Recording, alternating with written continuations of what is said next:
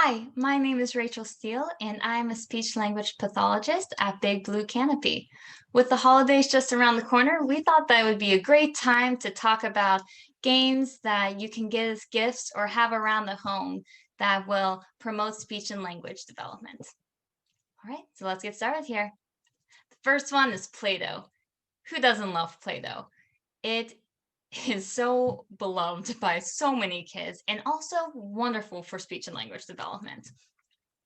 So if your child's working on specific speech sound, help them roll it out and make the letter that corresponds to their target sound. And then go around and find little mini objects or toys that your child can smush into the Play-Doh while also practicing their speech. Play-Doh is also a great opportunity for you to model language for your child. You can model early verbs like push, roll, cut, and also just talk about what your child is doing as they are doing it. That is a proven way to really support their language. Feed the Woozle. This is one of my favorites that I use in therapy all the time. So what I really love about it is that it is so simple that it can be used in so many ways. So children have a blast every time because they get to feed the Woozle and it's funny. And you can play it the regular way as it comes to work on following directions, but also I like to adapt games. And as you'll see throughout this whole video, I adapt a lot of games. So first things first, if your child has speech sounds that they are working on, go ahead and find those mini objects or toys and feed them to the Woozle. The kid will think it's so funny as they're feeding bubbles and a school bus to the Woozle. It's also a great opportunity to work on vocabulary and object function. So as you'll see down here at the bottom of the screen, I have different school vocabulary pictures that are set out, and you could go at this in multiple ways.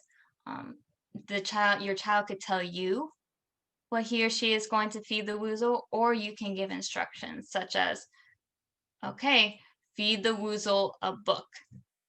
Or you could do it by function. The Woozle wants to eat something that you sit in.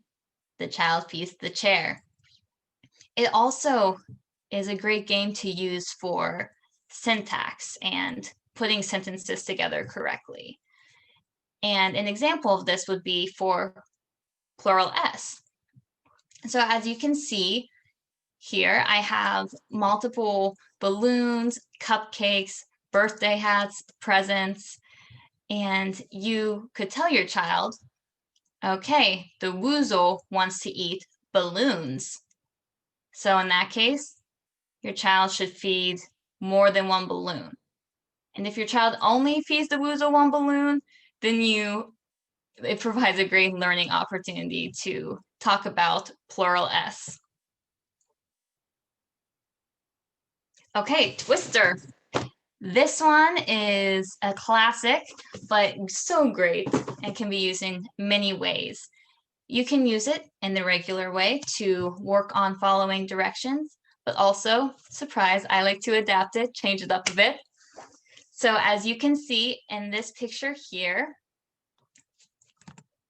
sorry about that, accidentally switched the slide. As you can see here, I just took Post-it notes, wrote words on them, and slapped them on each circle. Then I give the child bean bags. They get to throw the bean bags, and wherever it lands, that is the speech word that they practice. Depending on level, it's either just the word or the sentence, and we repeat it a few times. Twister can also be used for vocabulary, object function, categories. So I have an example over here. So let's say that you want to work on object function. You can say, okay, put your hand on something that keeps us warm in the winter. Or vocabulary, put your hand on the school bus, or also categories. Put your hand, I guess I've been doing all kinds of hands. This time we'll do foot. Put your foot on a fruit. And then it also works on following directions. You can give the child multiple directions at once to work on that as well. Then we have Headbands here. It is a game that is really fun for kids and great for description.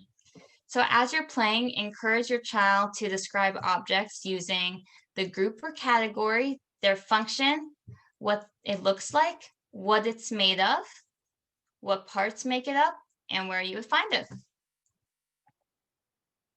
Uno. I love Uno. So you can play it the regular way, but also I make special Unos because I love it so much.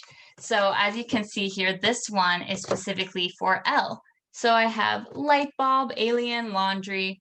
Throughout the gameplay, as you and your child take turns and play the card, it gives a great opportunity for your child to practice that sound.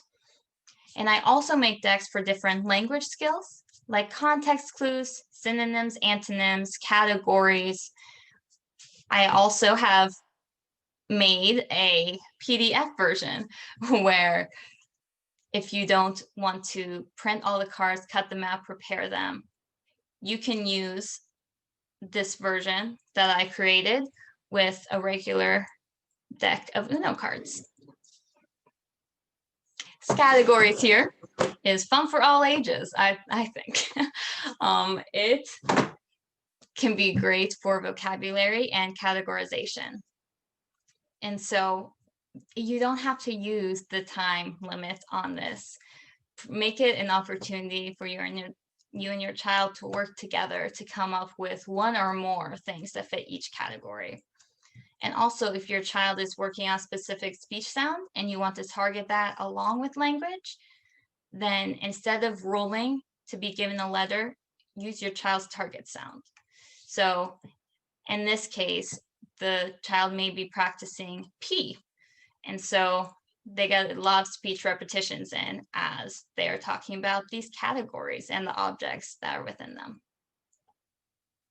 All right, that is all I have for you today. Thank you so much for tuning in and for just supporting your child in their speech and language growth. It just means so much because what you do at home is huge in their progress and success in therapy.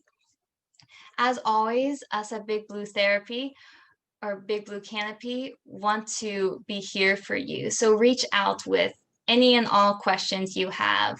You can reach out to me or other therapists about ways to further support your child at home.